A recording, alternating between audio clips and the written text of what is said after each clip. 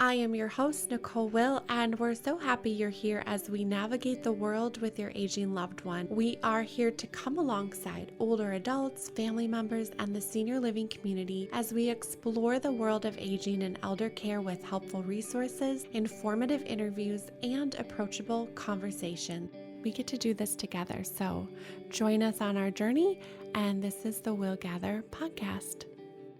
Thank you for coming back for part 2 of my interview with Dr. Bernstein and Melissa Bernstein.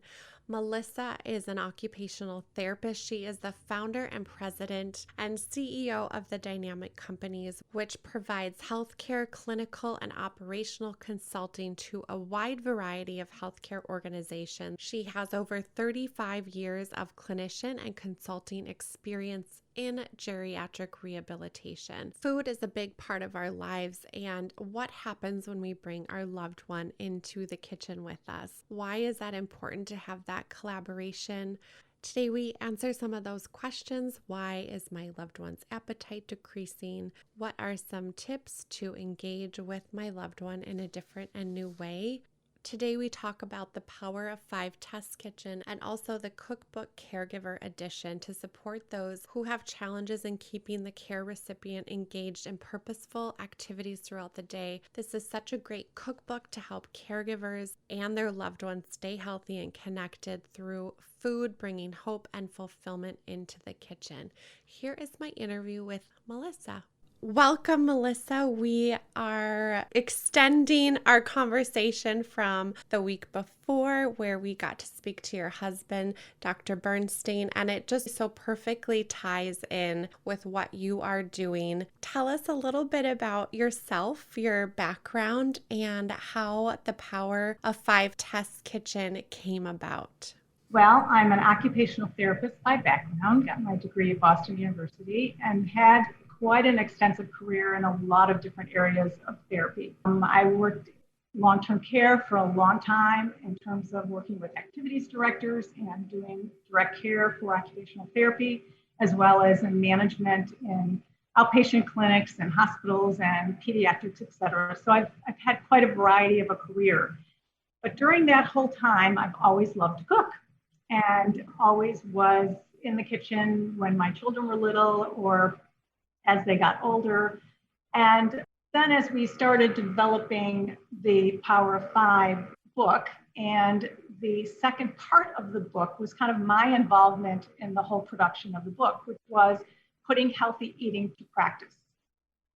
And what that meant is taking the Power of 5 and taking that Power of 5 actually came from that environment piece, that reducing the healthy eating part and the exercise. So that actually came from, sprouted from that E in grace to the Power of 5, the 5 S's. So looking at putting healthy eating to practice, which is the second part of the book, which I believe you might not have gotten to that section yet, but it actually gave some sample recipes of what a good eating week might look like.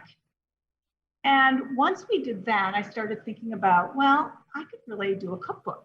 I could really kind of take the Power of 5 premises and I could develop recipes and think about healthy eating and why it's important to eat certain things, why it's important not to eat certain things, reducing the sugar, et cetera, and eating more whole grains, less fat, less carbohydrates, more protein, et cetera, and being able to then apply that to my cooking. So the nice thing about what I do is I am a vegan by background. I've been a vegetarian since I was 21, and then the last 5 years we have followed a vegan lifestyle.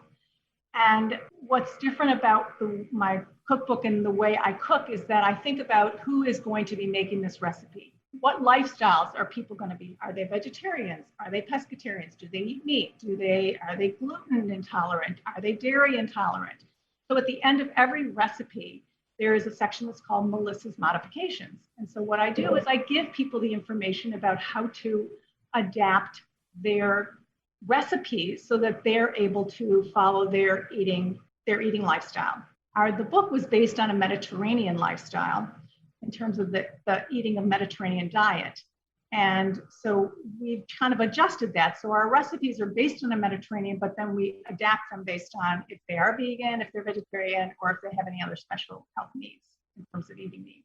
I love the modification piece because right now there really is a shift where people are eating in different ways, whether it is vegan or vegetarian or pescatarian, like you mentioned, and having a quick glance and seeing how to easily do that is really helpful. A lot of people who aren't experienced in the kitchen or might not know how to adapt a recipe, where I've had to adapt recipes to be vegan for us. So in that process, I'm able to take notes and say, oh, okay, well, if they're gluten-free, we can do this, so that if someone's gluten intolerant or if they're not eating dairy, we can do these kinds of things. So when I develop a recipe or I modify a recipe, those are the kinds of things I keep in mind. Now, we talked about the word intention previously in our last interview, and what I can really see from looking at the power of 5, it's not just making food to make food. There's that intention behind it because we're trying to achieve these certain goals. And so I think a lot of us are motivated by purpose. We talked about that as well. And so it's just another really great feature to that. How did the idea materialize for collaborating with caregivers and cooking with patients with neurodegenerative disorders? It's a really unique take on that. As an occupational therapist, our purpose is to help people through their lifespan be able to do more or less of what they like to do through their activities of daily living, feeding, dressing, hygiene, all kinds of daily activities. And so as an occupational therapist, this was kind of a perfect way for me to think about, well, this caregiving is such a difficult job. And I know caregivers have a schedule of things they need to do with their loved one, whether it is a loved one or whether it's someone they come in, it's a care recipient. How can the person manage in a day and have a purposeful activity where it's beneficial for the caregiver's health as well as the care recipient's health? So we work very closely with an organization in Florida that is a memory care group, and Dr. Bernstein's been doing a lot of work with them in the past on his topics as well. And when Dr. B and I were kind of problem solving and talking about the power of 5, how can we expand this? I started thinking about, well, how would it be to help caregivers bring their loved one into the kitchen? How would that work? So I kind of threw the idea out to this group of people and said, what would you guys think about if I did a video or if I did a presentation on helping caregivers bring a loved one or someone in their care into the kitchen to have a purposeful activity of cooking a recipe? And they were just very ecstatic about it. So then that got our wheels turning about what would that look like? Because there's so many things that can happen during cooking a meal. You can be talking about, had they ever had this meal? Was this something that they might have cooked with their mother? Was there a special recipe? Was there music they listened to when they were able to cook with their families? So it's all kinds of reminiscence things come along, as well as it's important for the positioning, the standing tolerance, the capabilities of the person to be able to participate. And that could be at any level. If you're cutting up fruit, how can they safely cut up fruit? So one of the things that I developed was a skills inventory. So the caregiver can actually do a quick checklist and see what are the levels that this person is. What can they do? And any little bit of anything they can do, stirring something in a bowl, is all purposeful engagement because they're involved in the activity. They're paying attention to the activity. And so it shouldn't be overwhelming because you need to do something very step by step and take a recipe that's very easy to do the first time. And it takes some planning. It's not like you say, okay, we're going in the kitchen now and we're going to cook blah, blah, blah. It takes some planning. You've got to plan what you're going to make. You're going to have to see what kinds of things that they can do and help with and see what they like. Make something that they like so that they both can enjoy it afterwards and have that meal experience after they've actually cooked and enjoy the fruits of their labor. Yeah. That's a great point. It has to be something they like or we like, right? So that we can enjoy it. We're more motivated to want to participate in something when we enjoy that. Yeah. The video of what I did was with a friend of mine who has Parkinson's disease. So it was so meaningful to me to be able to bring her into the kitchen. We've cooked a lot over the years. And when she agreed to actually help me in the kitchen, it was a meaningful experience for me as it was for her, because she is starting to decline a little bit. And there are some tremors that she has. She has some weakness. She has some processing. And her standing tolerance was limited. So there are all of those things we talk about in terms of ensuring that it's the most meaningful and they get the most out of it. The caregiver, this is another activity they can do. And it's something that they can take time with. And maybe just do it one meal a week. Don't feel like they have to do something every single day. Start off small.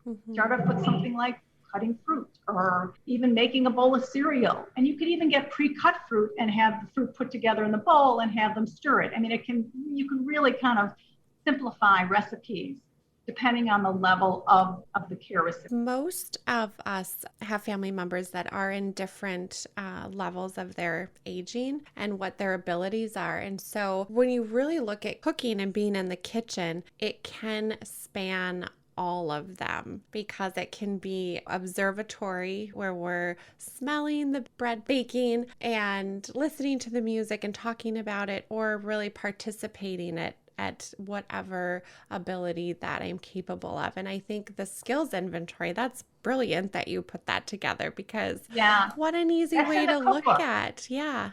Yeah, and that's in the back of the cookbook. Wonderful. So they've got that, they can pull it out and they can use that. The other thing is what I put together was called compassionate care cueing. And that is, what is it that you need to say to be able to positively cue the care recipient on what they're making?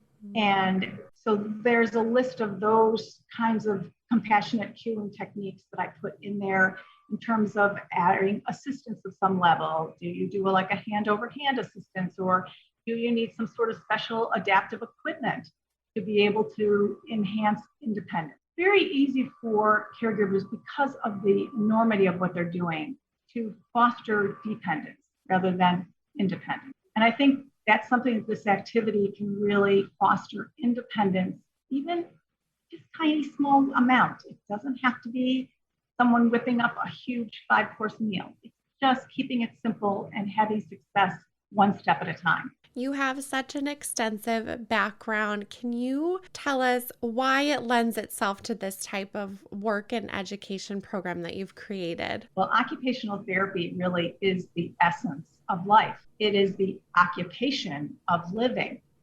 So if you look at all of the things that occupational therapists help individuals that are disabled or have an accident or have any type of disability of any kind, we help to bring them back into their prior lifestyle of what they like to do, so that they are eating independently, they're dressing independently, they're able to go back and play golf if they're able to, so that we are able to bring that person back to the things that they did prior to the accident, or injury.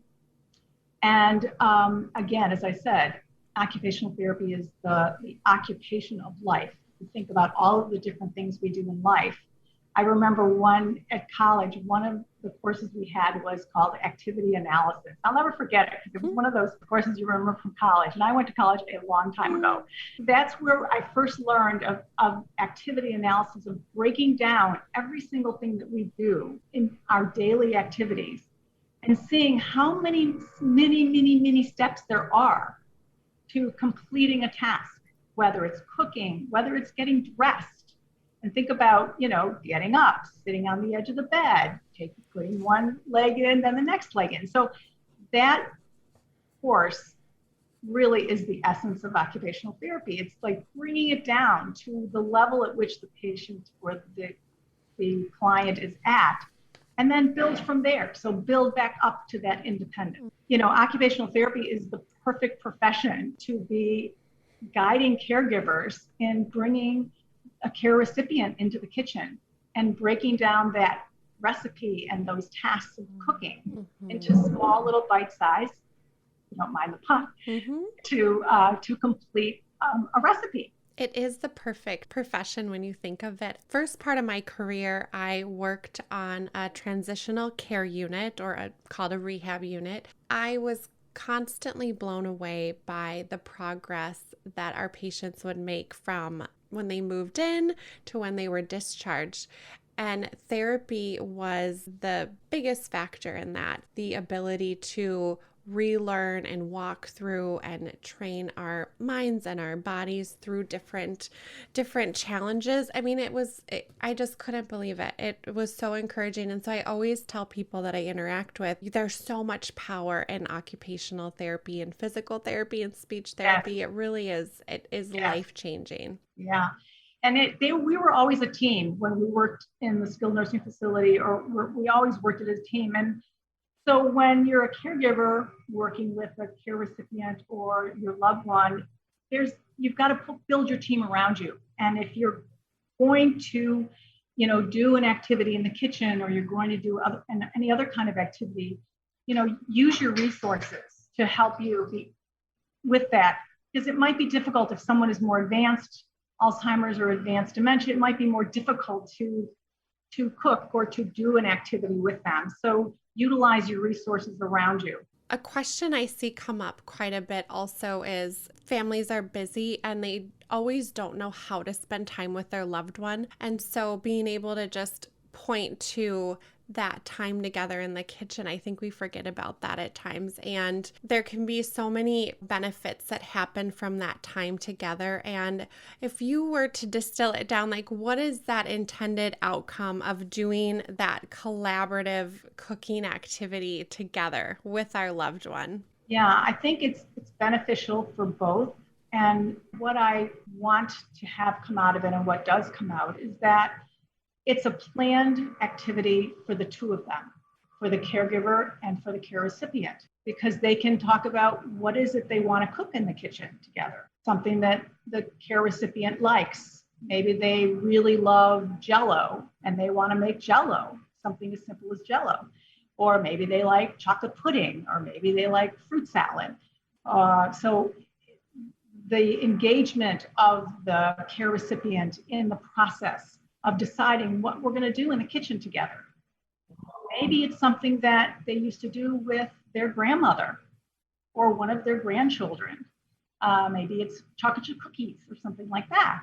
And you don't have to start chocolate chip cookies from scratch. You can buy the roll, or you could buy the ones already made and just simplify that and have them make chocolate chip cookies. And then the communication, increasing communication, increasing awareness to what the task at hand is, and the reminiscence of something they remember. The smells of the cookies coming out of the oven may also facilitate some delicious memories that they had when they were young.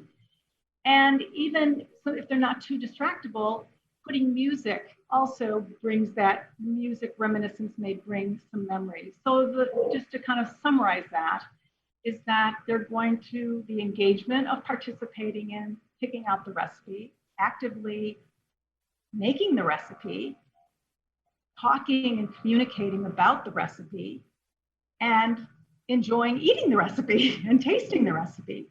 So, and make, again, keeping it simple so that it's not overwhelming. And I think that's one of the keys. But the benefits are that the caregiver has that time to just kind of be at the time when they're cooking a recipe. It's very cathartic to cook.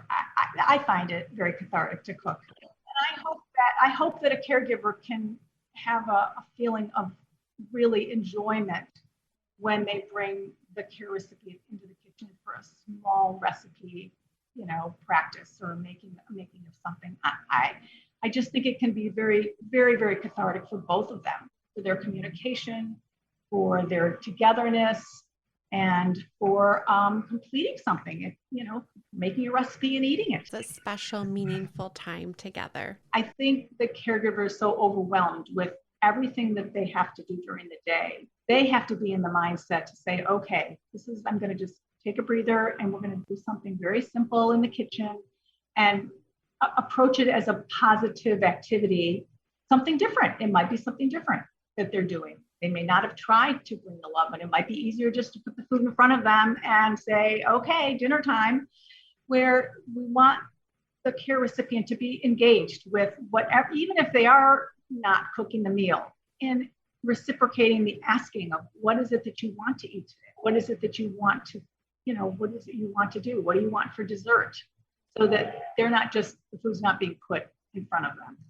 Given your expertise and your husband, there's a lot of changes that can happen as we get older also, that loss of appetite. And one question I have is, what are some tips on that loss of appetite? What to make? Any practical suggestions when that happens, or what to think about? Well, one of the things that they need to get a handle on is really, what is it they like to eat? So they may have lost their appetite, but they may have really enjoyed something like a fruit salad. I'm just going to use that as an example. They may enjoy a fruit salad. So find the things that they really, really like and utilize that as a basis for stimulating their appetite. There's also protein shakes that can be made from scratch that are easy to make. You throw a lot of things in the blender and have some fruit and some seeds and some things that are going to increase the protein, and that can be supplemented throughout the day. And maybe having smaller meals rather than 3 large meals a day, cutting it back and having smaller meals might not be so overwhelming for the care recipient if they don't really want to eat. You talked about protein, and that is something chewing can be a little more difficult with. Yes. Tough meat. Like, we identify, I think, loosely, protein is meat.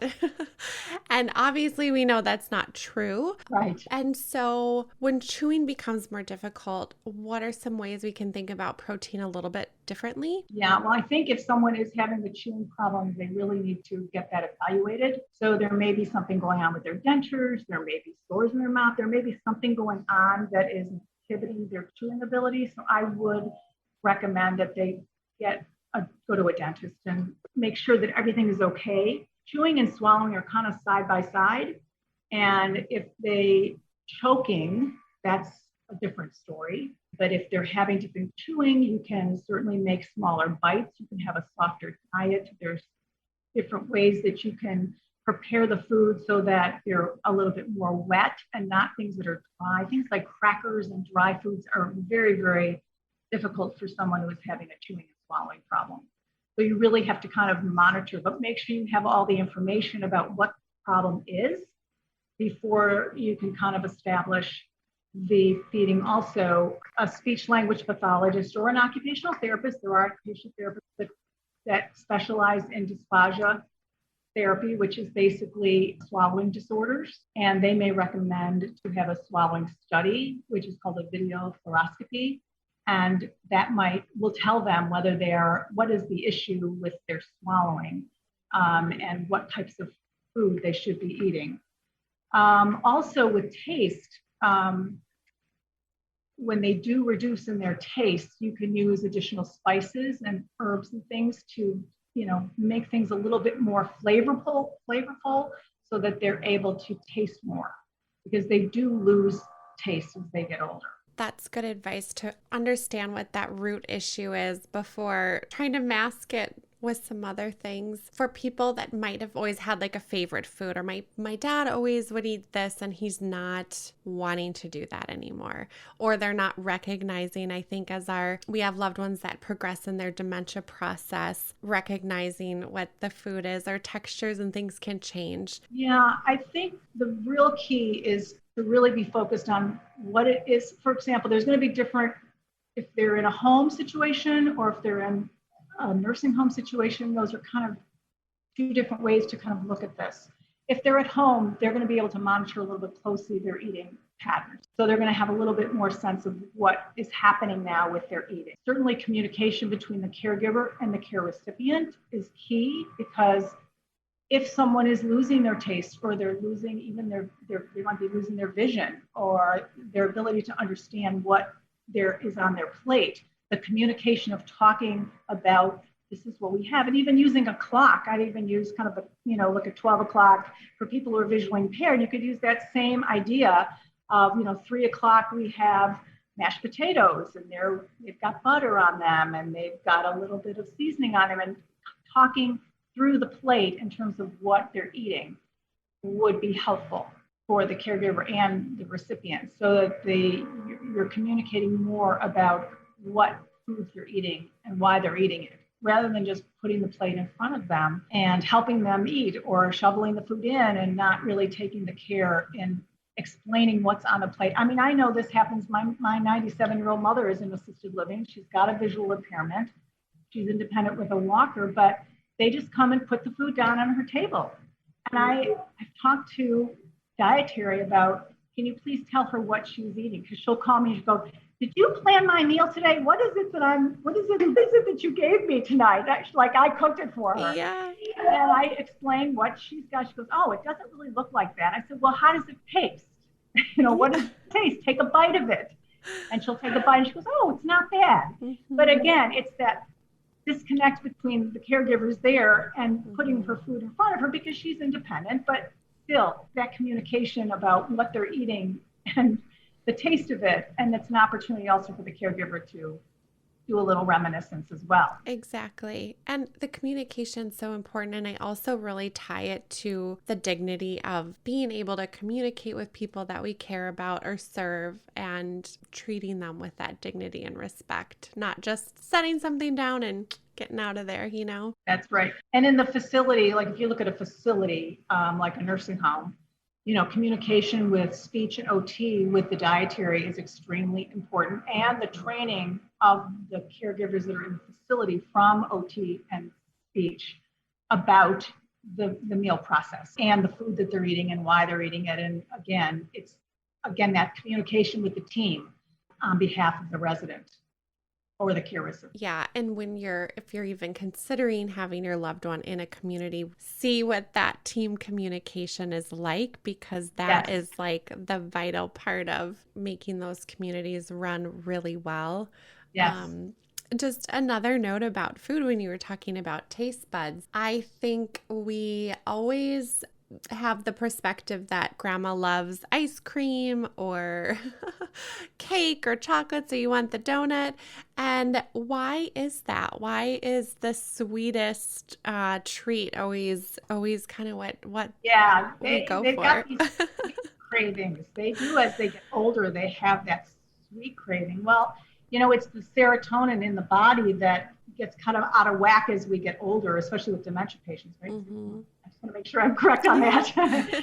And it's as that is kind of out of alignment, the craving for sweets increases. Mm-hmm. So, my thoughts about that and my remedy for that is to prepare things that have a sweetness to them, not necessarily sugar things. Like, I'm back to fresh fruit. I mean, I'm big on fresh fruit. That has a sweetness to it. There are some sweeteners on the market that are, no calories, and they are plant-based. And they're healthy, so they're not chemicals that you're putting on the food. You could enhance sweetness by putting that on some fruit, or putting that on in a dish that makes it a little bit sweeter if they do have some sweet craving. Raisins, a dried fruit, although it's very intensely sugar, keep that at a limitation in terms of the dried fruit, because that is a high, the dried fruits have a higher level of carbohydrates in them. So those aren't beneficial. So again, the way to kind of combat that is to find out, well, what is it that they like, and try to adapt that recipe. If it's pudding, make a healthy pudding that doesn't have sugar in it. Some dark chocolate, which is also very good, rather than light chocolate, because that helps with the antioxidants that are in dark chocolate. So what are those easy, actionable steps for those that don't know where to start? So I think the first thing that they need to do is have a conversation with their loved one, if they're able to, or their care recipient, to talk about that they want to do a new activity and they want to go, let's do something in the kitchen and see how that flies. So that's the first question. And if they're, engaged and want to do it, then I would do the skills assessment of the abilities of the person. So they kind of know what they can and can't do. Can they stand at a counter? Do they need to be sitting and doing things? At a table, are they able to use their upper extremities? Do they have any tremors? How is their strength? How is their vision? How is their hearing? So all of those are going to be part of what they need to know in order to begin the activity and to choose the right rest. So once they kind of have that baseline, then look at the likes and dislikes of the person. What do they like to eat? What foods are their favorite food? What do they hate? You don't want to make something that they hate.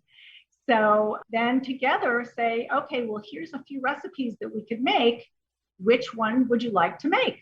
And, so that you're keeping the engagement up. And that is really important in the participation of that. So let's see, from there, I would just keep this breakdown of the recipe very simple. So the caregiver really has to think about, okay, if I'm going to make quesadillas, let's say, I'm going to need tortillas. I'm going to need a package of, I can just make them simple. I can just do a package of shredded cheese. Maybe I'll slice up some mushrooms, put on the quesadillas. And I'm going to have to use the stove. So is it safe for us to use the stove? We going to do them in the stove, or are we going to do them on top of the stove? So there is some problem solving that needs to go into the recipe that you might pick.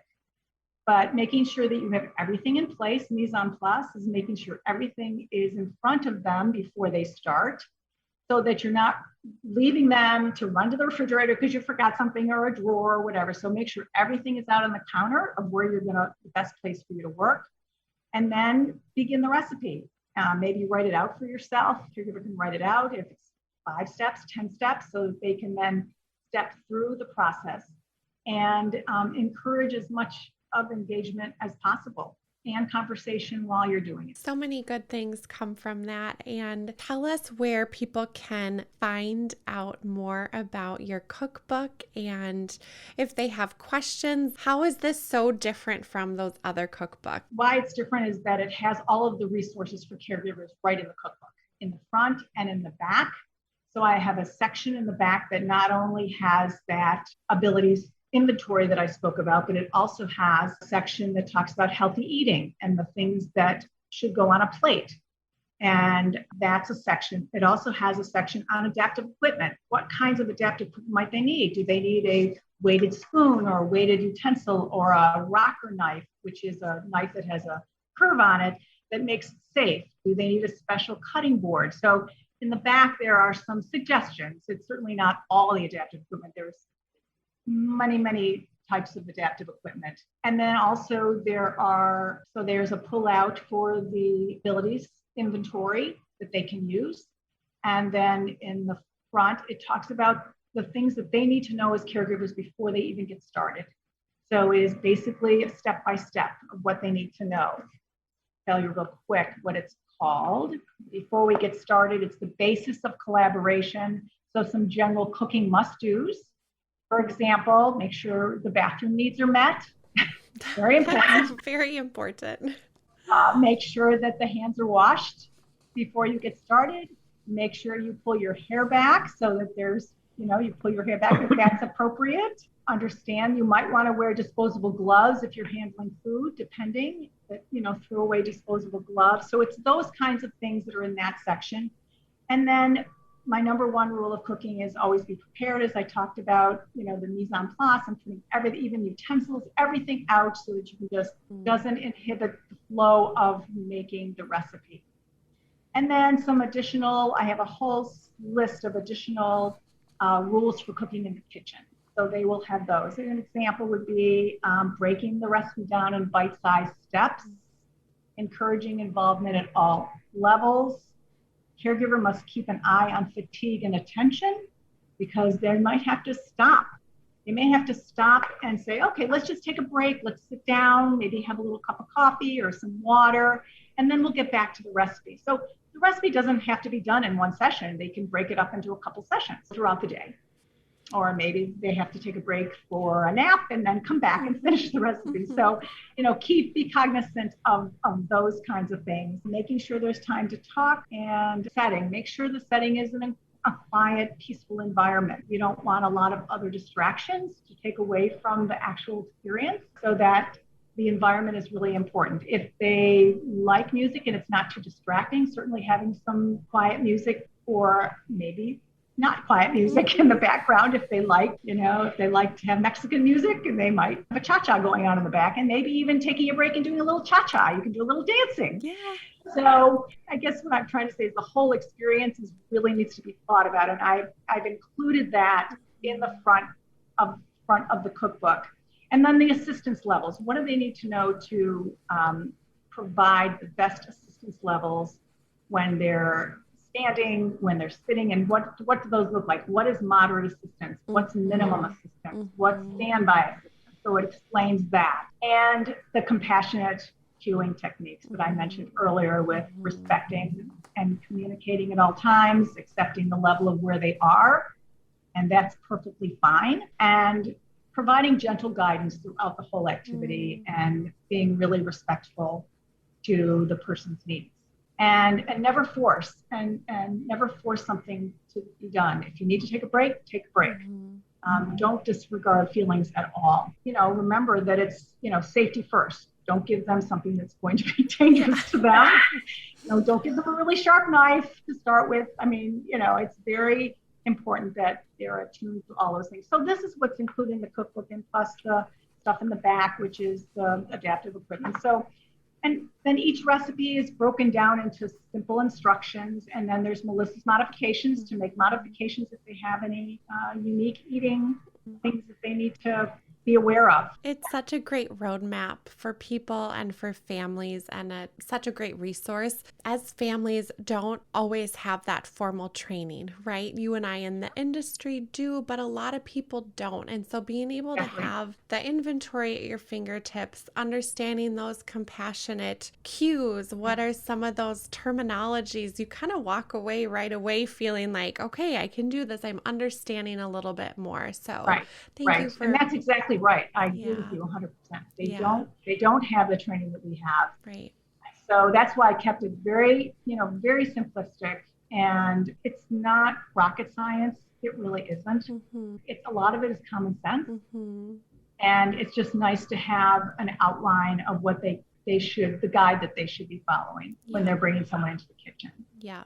And so the book is available on our website or on Amazon. So it's davidbernsteinmd.com. Or they can go to power5testkitchen.com, which is together, but I have, they can go there either way. And there's lots of blogs from both of us in terms of aging and caregiving. And the last one was on loneliness, I believe, right? The last blog was on loneliness. So there's lots of resources on our website for caregivers and their families to tap into. You can buy our books on the site as well, or you can go directly to Amazon. It's up to them. Certainly a little cheaper on our website. Yeah. a little discount on our website. Right. Oh, well, thank you both so much. This has been just a joy to hear what led to the creation of the wonderful things that you're doing together. And you guys really are the ultimate power couple. Thank you. Yes. And we will also be including for all of our guests in our episode description links to your website and where they can find all of your information and resources. So thank you so wonderful. Much. Thank you for having us. Thank you for listening today. If you enjoyed our episode, please subscribe and give us 5 stars. In all honesty, we'd love to hear from you. Thank you so much for listening to our episode.